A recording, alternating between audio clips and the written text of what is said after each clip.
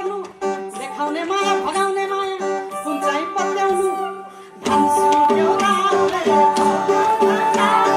जानु कि नजानु भन्छु एउटाले जानु कि नजानु।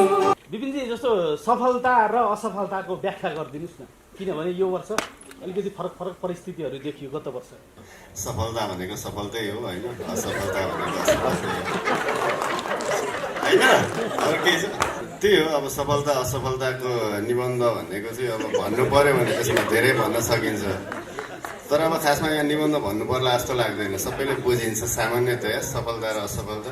शब्दहरू बग्दै बग्दै जाँदा तम्बुर बन्लान्, अग्लिँदै अग्लिँदै जाँदा फक्ताङलुङ हिमाल बन्लान्, त्यही भएर धेरै नबोलौँ।